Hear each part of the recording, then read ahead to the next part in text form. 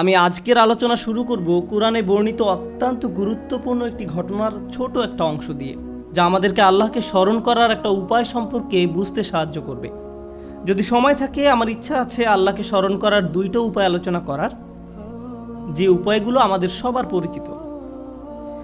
আল্লাহ আজ্জা জাল্লাহ যখন মানুষ সৃষ্টি করার এবং তাকে পৃথিবীতে পাঠানোর সিদ্ধান্ত নিলেন, আল্লাহ আজ্জা জাল্লাহ প্রথমে ফেরেশতাদেরকে বিষয়টা জানালেন, ইন্নী জাইলুন ফিল আরদি খলিফা, আমি পৃথিবীতে একজন প্রতিনিধি পাঠাতে চাচ্ছি, যার পরে প্রজন্মের পর প্রজন্ম আসতে থাকবে। অর্থাৎ তারপর তার সন্তানরা আসবে, তারপর তার সন্তানরা আসবে, এভাবে চলতে থাকবে। এর আরেকটা অর্থ হলো, আমি এমন একজনকে পৃথিবীতে প্রেরণ করতে যাচ্ছি যে নিজেই নিজের সিদ্ধান্ত নেবে। অর্থাৎ আমরা কখন বসবো, কখন দাঁড়াবো তা আল্লাহ ঠিক করে দিবেন না। আমরা কখন চোখ খুলবো বা বন্ধ করব তাও আল্লাহ ঠিক করে দিবেন না। আমাদের নিজেদেরকেই সেই সিদ্ধান্ত নিতে হবে। তিনি আমাদের দিক নির্দেশনা দিবেন কিভাবে চলতে হবে, কিন্তু মানুষ এই দিক নির্দেশনা মান্য বা অমান্য করার ক্ষেত্রে স্বাধীন। ফামান শাআ ফালিউমিন ওয়া মান শাআ ফালিয়াকফুর। অতএব যার ইচ্ছা বিশ্বাস স্থাপন করুক এবং যার ইচ্ছা অমান্য করুক। এখন পর্যন্ত ফেরেশতারা জানেন যে আল্লাহ তাদের নিজেদেরকে স্বাধীন ইচ্ছা শক্তি দিয়ে সৃষ্টি করেননি। আল্লাহ আজ্জা জাল্লাহ বলছেন, লা ইয়াসুনাল্লাহা মা আমারহুম ওয়া ইয়াফআলুনা মা ইউমারুন। তারা আল্লাহ তাআলা যা আদেশ করেন তা অমান্য করেন না। আল্লাহ যা তাদের করতে আদেশ করেন ফেরেশতারা তাই করে। এখন আল্লাহ ফেরেশতাদের বলছেন, আমি নতুন এমন একজনকে সৃষ্টি করতে যাচ্ছি এবং যাকে আমি পৃথিবীতে পাঠাবো তার স্বাধীন ইচ্ছা শক্তি থাকবে, আর তারা প্রজন্মের পর প্রজন্ম ধরে পৃথিবীতে বসবাস করবে। ফেরেশতারা খুবই অবাক হলো। প্রসঙ্গত, ইহুদি এবং খ্রিস্টানদের কাছেও আদম এবং হাওয়ার ঘটনার একটা বর্ণনা আছে। তাদের বাইবেলে এই ঘটনার একটা বর্ণনা পাওয়া যায়, কিন্তু ঘটনার এই অংশটা যা কোরআনে বর্ণিত আছে সেটা বাইবেলে পাওয়া যায় না। কোরআন ছাড়া আর কোথাও এটি পাওয়া যায় না। তো আল্লাহ আজ্জা জাল্লাহ তাদের বলেন, আমি পৃথিবীতে মানুষ প্রেরণ করতে যাচ্ছি। তখন তারা বলল, আতাজালু ফিহা মাইয়ুফসিদু ফিহা ওয়া ইয়াসফিকুদ দিমা। আপনি কি সেখানে এমন কাউকে সৃষ্টি করবেন যে তাতে ফাসাদ করবে এবং রক্ত প্রবাহিত করবে? তারা সেখানে দুর্নীতি করবে, অপরাধ করবে, ফাসাদ তৈরি করবে। ফাসাদ মানে হলো সব ধরনের অপকর্ম, দুর্নীতি, চুরি বাটপারি, অনিষ্ঠ, বিশৃঙ্খলা। ওয়াসফিকুদ্দিমা, রক্তপাত করবে। তারা খুন খারাপি করবে। দাম অর্থ রক্ত আর দিমা অর্থ রক্তের নদী। তারা অনিষ্ট সাধনে এত বেশি তৎপর হবে যে কখনো কখনো গোটা গ্রামে বেপরোয়া হত্যাকাণ্ড চালাবে, বোমা মেরে পুরো শহর জ্বালিয়ে দেবে। তারা এভাবে অসংখ্য হত্যাকাণ্ড করবে। আদম আলাইহিসসালামকে দুনিয়ায় প্রেরণের পূর্বেই ফেরেশতারা এই ভয়টা পাচ্ছিল। তারা আল্লাহকে বলল, বিষয়টা তো আমরা বুঝতে পারছি না, আপনি কিভাবে এমন কাউকে পৃথিবীতে পাঠাবেন? তখন আল্লাহ বললেন, ইন্নী আ'লামু মা লা তা'লামুন, নিশ্চয়ই আমি যা জানি তোমরা তা জানো না। আজকে আমি আপনাদেরকে ঘটনাটি বলতে যাচ্ছি না, কিন্তু আমি ঘটনাটির একটি অংশের উপর ফোকাস করতে চাই। তারপর আল্লাহ আজ্জা ওয়া জাল্লাহ তাদের নিকট প্রমাণ করলেন কেন তিনি সঠিক আর তারা ভুল। আল্লাহ যখন তাদের নিকট প্রমাণ করলেন, তখন ফেরেশতারা বলল, সুবহানাকা লা ইলমা লানা। ফেরেশতারা বলল, সুবহানাকা। সেখান থেকে আজ যখন আমরা আল্লাহকে স্মরণ করতে যাই, অন্যতম কমন যে শব্দটি আমরা বলে থাকি তা হলো সুবহানাল্লাহ।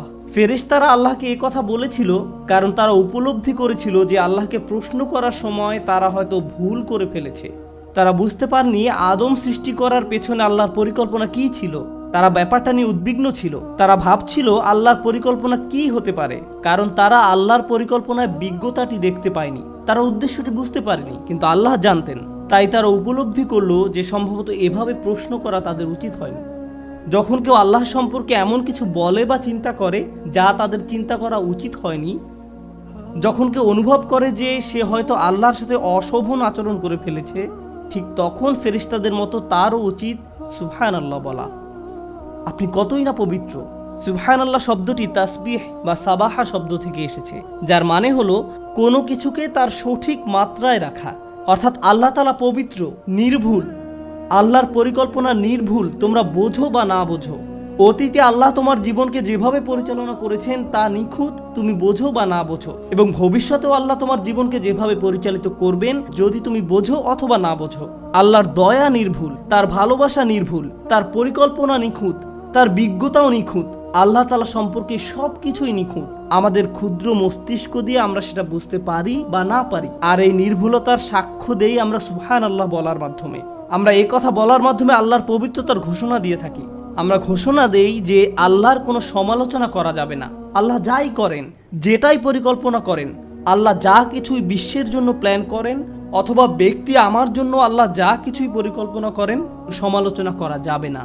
একমাত্র যার সমালোচনা করা যাবে সে হলো আমি নিজে, আল্লাহ নন। তাই ফেরেশতারা ভয় পেয়ে গেল যে আল্লাহকে প্রশ্ন করতে গিয়ে তারা হয়তো সমালোচক হয়ে পড়েছিল। যদিও তারা সমালোচক ছিল না, তারা শুধু ব্যাপারটি বুঝতে পারেনি। তাই তারা ভয় পেয়ে বলে উঠল, সুবহানাক, সুবহানাক। আমি চাই সুবহানাল্লাহ বললে প্রথম যে বিষয়টি আপনারা উপলব্ধি করবেন, যখন মানুষ আল্লাহ তাআলা সম্পর্কে অশোভন কথাবার্তা বলে, যখন তারা বলে আল্লাহর অংশীদার রয়েছে, অথবা মানুষ যখন আল্লাহর পরিবর্তে মূর্তির পূজা করে, অথবা মানুষ যখন বলে আল্লাহর একজন ছেলে রয়েছে, মাআযাল্লাহ। কুরআনে কাফেরদের এই কথাগুলো উল্লেখ করার পর আল্লাহ জবাবে বলেন, সুবহানাহু ওয়া তাআলা, সুবহানাল্লাহি আম্মা ইউশরিকুন। তারা যাকে অংশীদার করে আল্লাহ তাআলা তা থেকে পবিত্র। এই সমস্ত দাবির বিপরীতে আল্লাহর অবস্থান অনেক উঁচুতে। এতক্ষণ পর্যন্ত আমি আপনাদের যা বলেছি তার সারমর্ম হলো, আমরা তখন সুবহানাল্লাহ বলি যখন আমরা আল্লাহ তাআলা সম্পর্কে অশোভন কিছু বলে ফেলি বা চিন্তা করি। সুবহানাল্লাহর উদ্দেশ্য হলো আল্লাহ আযজা ওয়া জাল্লা সম্পর্কে নেতিবাচক চিন্তার বা কথার অপসারণ করা। এটাই উদ্দেশ্য। আপনারা জানেন যে হুদাইবিয়ার সন্ধির সময় যখন রাসূলুল্লাহ সাল্লাল্লাহু আলাইহি সাল্লাম কাফেরদের সাথে একটি চুক্তি করতে যাচ্ছিলেন, সেই সময় সব সাহাবীরা খুবই রাগান্বিত ছিলেন। সাহাবীরা কাফেরদের সাথে কোনো সন্ধি করতে রাজি ছিলেন না। তারা বলেন, এই মানুষগুলো আমাদের সাথে তিনবার যুদ্ধে অবতীর্ণ হয়েছে। তারা বদরে আমাদের সাথে যুদ্ধ করেছে, ওহুদে আমাদের সাথে যুদ্ধ করেছে, আহজাবে করেছে। তারা আমাদেরকে হজ করতে দিচ্ছে না, আর আমরা কিনা তাদের সাথে সন্ধি করতে যাব?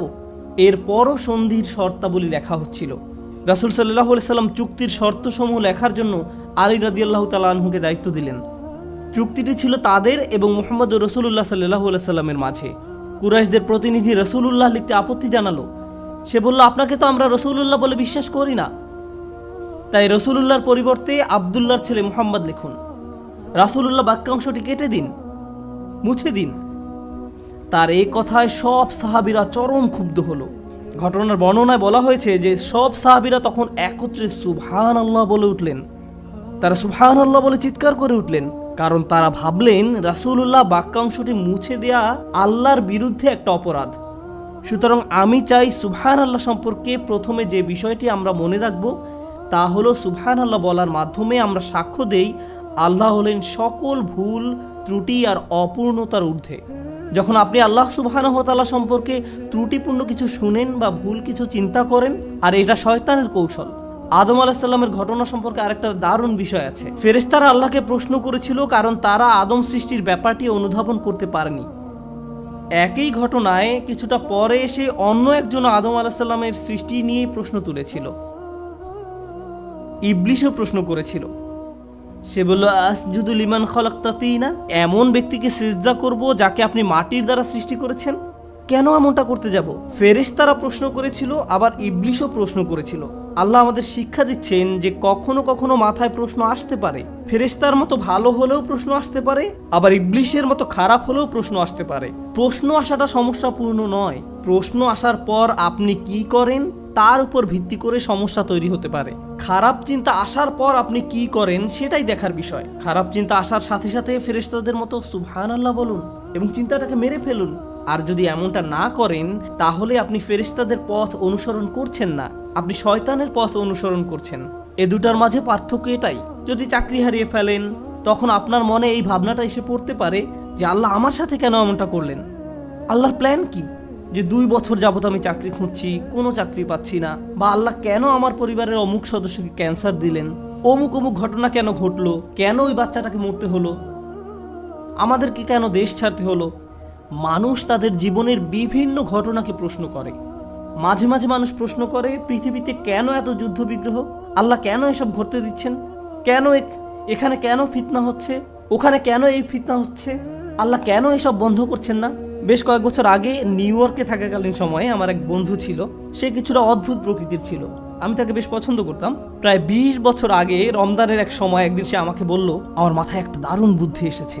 সে বলল, চলো আমরা আল্লাহর কাছে দোয়া করি তিনি যেন সব জিনদের দিয়ে একটা সেনাবাহিনী তৈরি করেন, তারপরে এই জিনদের বাহিনী ইসলামের সব শত্রুদের মেরে ফেলতে পারবে, এতে আমাদের সব সমস্যার সমাধান হয়ে যাবে। এরপর প্রায় 3 বছর ধরে সে এই দোয়া করতে থাকলো, কিন্তু কিছুই ঘটলো না। ব্যাপারটা হলো, কখনো কখনো আমরা আল্লাহর পরিকল্পনা বুঝতে পারবো না। আমাদের কাছে আমাদের পরিকল্পনাটাকে নিখুঁত মনে হয়, আমাদের ন্যায় বিচারের ধারণাটাকে নিখুঁত মনে হয়। কেউ হয়তো আপনার সাথে অন্যায় করছে, মিথ্যা বলছে বা প্রতারণা করছে, আপনাকে অপমান করেছে, আপনার নামে কুৎসা রটিয়েছে, কিন্তু আপনি দেখতে পাচ্ছেন সে খুব মনের সুখে চিকেন বিরিয়ানি খাচ্ছে। এখন আপনি তার দিকে তাকিয়ে আছেন আর বলছেন, এটা তো ন্যায্য নয়, সে এত সব অন্যায় করার পর তার তো কিছুই হয়নি, আল্লাহর ন্যায় বিচার কোথায়? আপনি যখন এভাবে প্রশ্ন করতে থাকেন যে তাদের তো শাস্তি ভোগ করা উচিত ছিল, তার গলায় কেন বিরিয়ানি আটকে যাচ্ছে না, আপনি যখন এইরূপ প্রশ্ন করতে থাকেন, ঠিক সে সময় আপনার নিজেকে কোন কথাটি মনে করিয়ে দেওয়া উচিত? সুবহানাল্লাহ। কারণ আল্লাহর ন্যায় বিচার সব সময় আপনার ন্যায় বিচারের চেয়ে উত্তম। আল্লাহর পরিকল্পনা সব সময় আপনার পরিকল্পনার চেয়ে শ্রেষ্ঠ। আল্লাহ সব সময় এমন সব বিষয় জানেন যা আপনি জানেন না। আপনি হয়তো মনে মনে ভাবতে পারেন, কিভাবে এরা এত ছাড় পেয়ে গেল? ভাবছেন আল্লাহ হয়তো কোনোভাবে তাদের ছেড়ে দিয়েছেন, কিন্তু এভাবে চিন্তা করার অর্থ হলো আপনার মাথায় কোনো এক জায়গায় এই চিন্তাটা ঘুরপাক খাচ্ছে যে আল্লাহ ন্যায় বিচার করেননি। আর যদি মনে করেন আল্লাহ ন্যায় বিচার করেননি, আর সেজন্য এই চিন্তা থেকে একটু পেছনে সরে এসে আপনাকে বলতে হবে, সুবহানাল্লাহ, হে আল্লাহ আপনি নিখুঁত, ত্রুটিহীন, আপনি পবিত্র। বুঝা গেল? এটাই সুবহানাল্লাহ এর প্রকৃত অর্থ। আর আসলে আল্লাহ আমাদেরকে শিখিয়েছেন, রাসূলুল্লাহ সাল্লাল্লাহু আলাইহি সাল্লাম আমাদের শিখিয়েছেন, এবং এমনকি কোরআনেও বলা হয়েছে, ওয়াসাব্বিহ বিহামদি রাব্বিক। আর আমরা বলে থাকি সুবহানাল্লাহ, আলহামদুলিল্লাহ, ঠিক কি না? তো প্রথমে সুবহানাল্লাহ এবং পরে আলহামদুলিল্লাহ। কেন? কারণ আল্লাহ সম্পর্কে খারাপ চিন্তা থেকে মুক্ত না হলে সত্যিকার অর্থে আল্লাহকে ধন্যবাদ দিতে পারবেন না এবং আল্লাহর প্রশংসাও করতে পারবেন না। আপনি হয়তো মুখে বলবেন আলহামদুলিল্লাহ, অন্তরে এটা অনুভব করবেন না। এমন মানুষের সাথে কখনো দেখা হয়েছে যারা তাদের জীবন নিয়ে সুখী নয়? সবকিছু কেমন যাচ্ছে? আলহামদুলিল্লাহ। সে মুখে বলছে আলহামদুলিল্লাহ, কিন্তু আল্লাহ তার জীবন যেভাবে পরিচালিত করছেন তাতে সে সুখী নয়। সে এই ব্যবস্থাপনার বিরুদ্ধে আপত্তি তুলছে। কোন জিনিসটা অনুপস্থিত? সুবহানাল্লাহ অনুপস্থিত। আর সে কারণেই তার আলহামদুলিল্লাহ দুর্বল। সুবহানাল্লাহ না থাকলে আলহামদুলিল্লাহ পূর্ণাঙ্গ হবে না। আর তাই রাসূলুল্লাহ সাল্লাল্লাহু আলাইহি সাল্লাম কত নিখুঁতভাবে বলছেন আমাদেরকে, সুবহানাল্লাহি নিসফাল মিজান ওয়ালহামদুলিল্লাহি তামলাউল মিজান। সুবহানাল্লাহ হলো পাল্লার অর্ধেক, আর আলহামদুলিল্লাহ সে পাল্লাকে পরিপূর্ণ করে দেয়। মন থেকে সুবহানাল্লাহ তাসবিহ করতে না পারলে আল্লাহর প্রশংসা করার পর্যায়ে পৌঁছতে পারবেন না। সর্বশেষ সুবহানাল্লাহ সম্পর্কে যে ব্যাপারটি শেয়ার করতে চাই, আজকে শুধু সুবহানাল্লাহ নিয়েই কথা বলবো। ভেবেছিলাম যে আজকে সুবহানাল্লাহ এবং আলহামদুলিল্লাহ উভয়টা নিয়ে কথা বলবো, কিন্তু আগামী পরশু ইনশাআল্লাহ আমরা আলহামদুলিল্লাহ নিয়ে কথা বলবো, যেন আমরা এই দুই বাক্যের কদর করতে পারি। চলুন আজকে শুধু সুবহানাল্লাহ নিয়ে কথা বলি। সুবহানাল্লাহর একটি দিক হলো নেতিবাচক চিন্তাকে দূর করে দেয়া, কিন্তু এর আরও একটা দিক রয়েছে। অপর দিকটি হলো, কোরআনের অনেক জায়গায় আল্লাহ আজ্জা ওয়া জাল্লা মানুষকে সুবহানাল্লাহ বলার প্রতি উৎসাহিত করেছেন, আবার অনেক জায়গায় নবীরা নিজেদেরকে সুবহানাল্লাহ মনে করিয়ে দিয়েছেন। আপনাদের মনে রাখতে হবে, সুবহানাল্লাহ হলো সেই ঘোষণা দেয়া যা আল্লাহ হলেন পবিত্র এবং নিখুঁত। ফেরাউনকে চ্যালেঞ্জ জানানোর জন্য দায়িত্ব দেয়া হয়েছিল মূসা আলাইহিস সালামকে। তিনি আল্লাহর কাছে দোয়া করেন যে আমার একার পক্ষে এই দায়িত্ব পালন করা কঠিন হবে, আমার ভাইকে আমার সাথে দিন। আশদুদ বিহি আজরি ওয়াশরিকুহু ফি আমরি, তার মাধ্যমে আমার কোমর মজবুত করুন এবং তাকে আমার কাজে অংশীদার করুন। তখন আল্লাহ হারুন আলাইহিস সালামকে তার সাথী করে দিলেন। তারপর তারা উভয়ে গেলেন এবং ফেরাউনকে চ্যালেঞ্জ করলেন। মূসা আলাইহিস সালাম যখন হারুন আলাইহিস সালামকে সাথে দেওয়ার জন্য দোয়া করেন, কাই নুসাব্বিহাকা কাসীরা ওয়া নাযকুরাকা কাসীরা ইন্নাকা কুনতা বিনা বাসীরা, সহজভাবে বললে, আমার ভাইকে আমার সাথে দিন যেন আমরা উভয়ে অনেক বেশিবার সুবহানাল্লাহ বলতে পারি এবং যেন আমরা আপনাকে অনেক বেশি স্মরণ করতে পারি। প্রথমে তিনি হারুন আলাইহিস সালামকে চাইলেন যেন হারুন আলাইহিস সালাম তাকে ফেরাউনের মোকাবেলায় সাহায্য করতে পারেন। এরপর মুসা আলাইহিস সালাম আল্লাহর নিকট ব্যাখ্যা করে বললেন, আমি হারুনকে আমার সাথে চাই যেন সে এবং আমি অনেক বেশি আল্লাহর স্মরণ করতে পারি। এখন ফেরাউনকে মোকাবেলার সাথে সুবহানাল্লাহর সম্পর্ক কি? যখন আপনি ইসলামের দাওয়াত দেন, কারো নিকট ইসলাম ব্যাখ্যা করেন, ধরুন রাস্তায় কারোর সাথে আপনার দেখা হলো এবং সে আপনাকে ইসলাম সম্পর্কে বিভিন্ন প্রশ্ন করতে লাগলো আর আপনিও তার উত্তর দিতে থাকলেন। অনেক সময় আপনি আল্লাহর বাণী পৌঁছে দিতে চান, ঠিক কিনা? এখন কারো যদি ফেরাউনের মতো ব্যক্তিত্ব থাকে, সে আপনাকে নিয়ে তুচ্ছ তাচ্ছিল্য করবে, সে আপনার ধর্ম নিয়ে হাসি ঠাট্টা করবে, আপনার নবীকে নিয়ে ব্যঙ্গ করবে, আপনার ধর্মের কিতাব নিয়ে ব্যঙ্গ করবে, এবং ফেরাউনও ঠিক এটাই করেছিল। এখন কেউ যদি আপনাকে নিয়ে উপহাস করে, এতে কি আপনার মেজাজ খারাপ হবে না? এতে আপনার প্রচণ্ড রাগ হবে। এখন আপনি জানেন না এই রাগ হওয়াটা কি আপনার ব্যক্তিত্বের উপর আঘাত আসার কারণে হয়েছে নাকি আল্লাহর দ্বীনকে অপমান করার কারণে হয়েছে। কারণ আপনি তো এখানে নিজের ইগোর প্রতিনিধিত্ব করছেন না, আপনি এখানে আল্লাহর দ্বীনের প্রতিনিধিত্ব করছেন। মুসা আলাইহিস সালাম জানেন তিনি মারাত্মক রেগে যান, কিন্তু যখন তিনি আল্লাহর দ্বীনের প্রতিনিধিত্ব করছেন তখন তার পক্ষে রেগে যাওয়া শোভা পায় না। আপনাদের মনে থাকার কথা, তিনি একবার এতই রেগে যান যে ফেরাউনের এক সৈনিককে প্রচণ্ড জোরে ঘুষি মারেন এবং তার ফলে তার মৃত্যু ঘটে। আরেকবার তিনি তার ভাইয়ের দাড়ি চেপে ধরেন, অন্যবার আলোয়া ভেঙে ফেলেন। যদিও প্রতিবার রেগে যাওয়ার পেছনে যথেষ্ট যৌক্তিক কারণ ছিল। তিনি এমনকি আল্লাহর নিকট দোয়া করেন, আউযু বিল্লাহি আন আকুনা মিনাল জাহিলিন। তিনি জানতেন যে ফেরাউন এমন সব কথা বলবে যা তাকে রাগিয়ে তুলবে, আর এভাবে যদি তিনি রেগে যান তাহলে আল্লাহর দেয়া দায়িত্ব ঠিকভাবে পালন করতে পারবেন না। আল্লাহ হলেন নিখুঁত, পবিত্র, ত্রুটিহীন, নিখুঁত, পবিত্র। আল্লাহ আমাকে এই দায়িত্ব দিয়েছেন, আমি যদি সঠিকভাবে এই দায়িত্ব পালন করতে না পারি তাহলে আমার ভাই আমাকে মনে করিয়ে দিবেন, সুবহানাল্লাহ, নিখুঁত এবং পবিত্র আল্লাহ তোমার কাছ থেকে আরো উত্তম কিছু আশা করেন। আমার দুর্বলতায় সে আমাকে সাহায্য করবে, আর তার দুর্বলতার সময় আমি তাকে সাহায্য করব। আল্লাহ যে নিখুঁত, আমরা একে অন্যকে তা বারবার স্মরণ করিয়ে দিব। আল্লাহ আমাদেরকে এই মহান দায়িত্ব দিয়েছেন, আমরা একত্রে আল্লাহর তাসবিহ করব। আর আমাদের রাসূলুল্লাহ সাল্লাল্লাহু আলাইহি সাল্লামের ক্ষেত্রে কোরআনের 2 জায়গায় আপনি পাবেন যখন আল্লাহ রসুলের শত্রুরা তাকে নিয়ে উপহাস করত, অপমান করত, তারা তাকে মক্কা থেকে বিচ্ছিন্ন করে দিয়েছিল।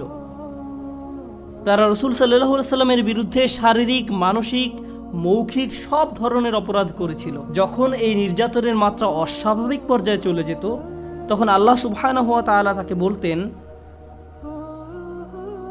ওয়াসাব্বিহ বিহামদি রাব্বিক ফাসবির আলা মা ইয়াকুলুন ওয়াসাব্বিহ বিহামদি রাব্বিক ক্বাবলা তুলুই শামসি ওয়া ক্বাবলাল গুরুব।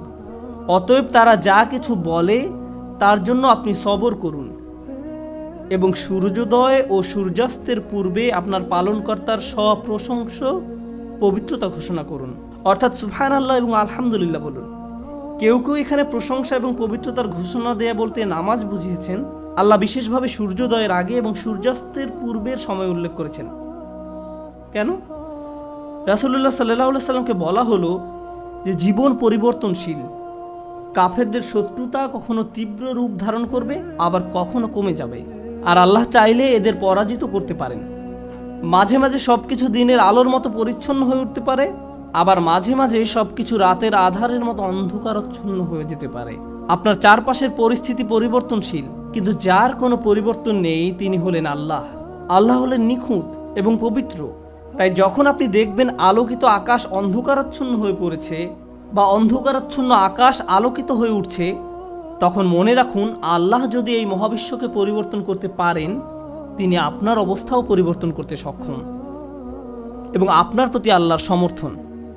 সুবহানাল্লাহ। তারপর যখন অন্ধকার সময়ের অবসান হলো এবং চারিদিক আলোকিত হয়ে উঠল, অর্থাৎ যখন ইসলামের বিজয় হলো, ইযা জাআ নাসরুল্লাহি ওয়াল ফাতহ ওয়া রাআইতান নাসা ইয়াদখুলুনা ফি দীনিল্লাহি আফওয়াজা, যখন আল্লাহর সাহায্য এবং বিজয় আসবে এবং আপনি মানুষকে দেখবেন দলে দলে আল্লাহর দ্বীনে প্রবেশ করছে, তখন আল্লাহ কি করতে বললেন? ফাসাব্বিহ বিহামদি রাব্বিকা ওয়াস্তাগফির। তখন আপনি আপনার পালনকর্তার সপ্রশংস পবিত্রতা ঘোষণা করুন এবং তার কাছে ক্ষমা প্রার্থনা করুন। এখন আবার আল্লাহর পরিপূর্ণতার এবং পবিত্রতার ঘোষণা দিন। কেন? কারণ খারাপ সময় যেমন সব সময়ের জন্য নয়, একইভাবে ভালো সময়ও সব সময়ের জন্য নয়। একমাত্র আল্লাহ সুবহানাহু ওয়া তাআলা সব সময়ের জন্য।